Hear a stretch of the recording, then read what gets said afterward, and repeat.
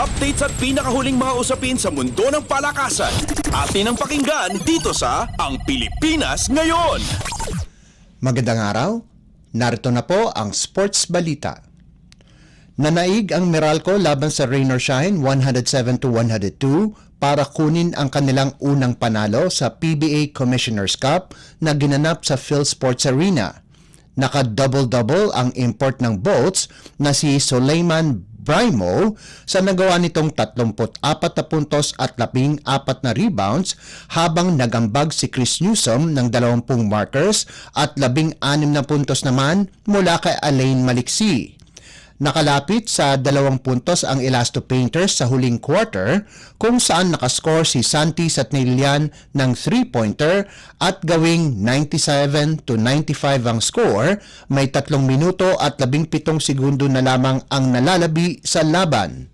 Dinagdagan ang abante ng Meralco ni Newsom at Maliksi, subalit isang 3-pointer naman ang naipasok ni Andre Karakut para gawing 105-102 ang score na may 28 segundo na lamang ang natitira sa laban.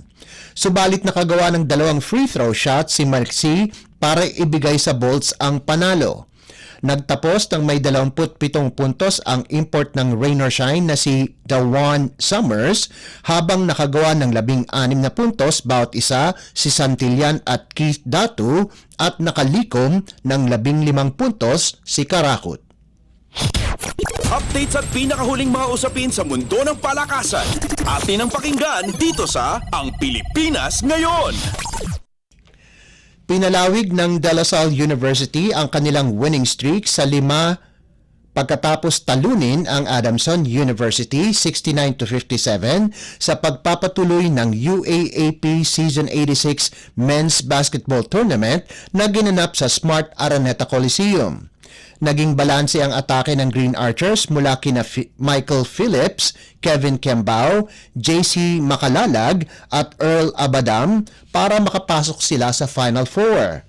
Nanguna si Kembao na may 11 puntos habang nakalikom ng tig-8 puntos sina Phillips, Makalalag at Abadam.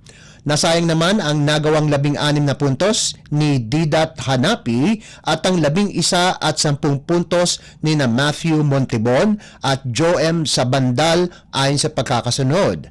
Sa unang laro, nadagit na rin ng National University ang isang slot sa Final Four kung saan tinalo nila ang Far Eastern University 68-57 para pagandahin ang kanilang record sa 9-2. Pinangunahan ni Jake Figueroa ang Bulldogs sa nagawa nitong 15 puntos at 6 na rebounds, sapat para makuha niya rin ang karangalan bilang Player of the Game. Ito na ang ika-4 na Final Four appearance ng NU sa UAAP habang nawawalan na ng pag-asa ang Tamaraws na makapasok sa Final Four dahil sa kanilang 3-8 record. Nasayang naman ang double-double ni LJ Gonzalez sa panig ng FEU kung saan nakakuha siya ng 14 na puntos at 11 rebounds.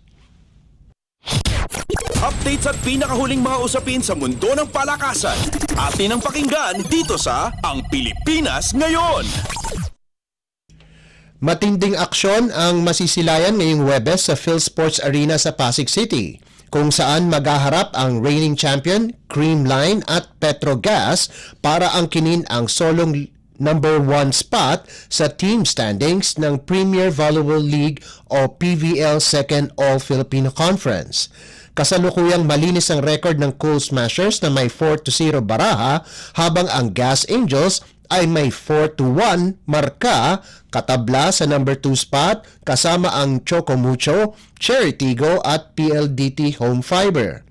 Babanderahan ang Cool Smashers nina Gemma Galanza, Tots Carlos, Michelle Gumabaw at Team Captain Eliza Valdez at tatapatan naman nito o ito ng Gas Angels sa pangunguna nina Aiza Maizo Pontillas, Remy Palma, Gretchen Soltones, Jonah Sabete, Nicole Champson at playmaker Janelle Cheng. Maghaharap din ang Girl Floor at F2 Logistics sa tanghali, kasunod ang laban ng Galleries at PLDT at ng NX LED at Cherry Tigo sa hapon bago ang main event ng Creamline at Petrogas. Updates at pinakahuling mga usapin sa mundo ng palakasan. Atin ang pakinggan dito sa Ang Pilipinas Ngayon. At yan ang pinakahuling balita sa larangan ng palakasan. Para sa Radyo Pilipinas World Service, ito po si Leo Magpayo. Magandang araw. Updates at pinakahuling mga usapin sa mundo ng palakasan. Atin ang pakinggan dito sa Ang Pilipinas Ngayon.